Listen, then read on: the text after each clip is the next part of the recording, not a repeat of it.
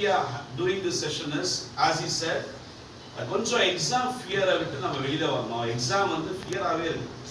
இன்னைக்கு வந்து எல்லா துறையிலும் எல்லா நீங்க இதுக்கு மேல போற ஹையர் எஜுகேஷன் யூஜி பிஜி எது படிக்கிறதுனால இன்னைக்கு என்ன ஆயிடுச்சு, ஃபுல்லா என்ன சிஸ்டம் வந்துருச்சு, என்ட்ரன்ஸ் எக்ஸாம் அதுன்னு கொண்டு வந்துட்டாங்க. அப்போ ஒரு டெஸ்ட் ஒரு எக்ஸாம் அப்படின்னாலே கொஞ்சம் ஒரு பதட்டமான ஒரு சூழ்நிலை இன்னைக்கு உருவாகிட்டே இருக்கு.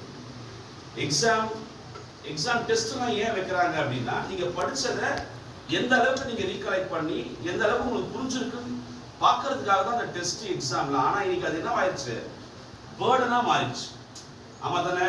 நீங்க 12th வந்த உடனே எல்லாரும் வீட்டில் சொல்லியிருப்பாங்க, என்ன சொல்லியிருப்பாங்க, ஃபர்ஸ்ட் என்ன பண்ணுவாங்க, டிவியை கட் பண்ணுவாங்க, அப்புறம் போனை தொடாதுன்னுவாங்க. அப்புறம் வந்து உனக்கு 12th வந்துட்ட, பப்ளிக் எக்ஸாமு, இதான் உன்னோட கெரியரு, நெக்ஸ்ட் நீ கெரியர்ல வந்து நெக்ஸ்ட் போகணும், அதனால ஒழுங்கா ஃபோக்கஸா படினுவாங்க.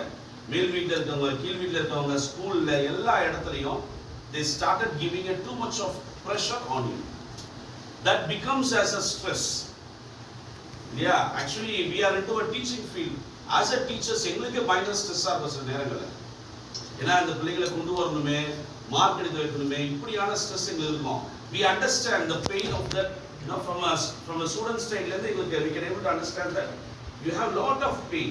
அதை கொஞ்சம் ரிலீவ் பண்ணலாம். What are the things which can, you know, make us to feel free?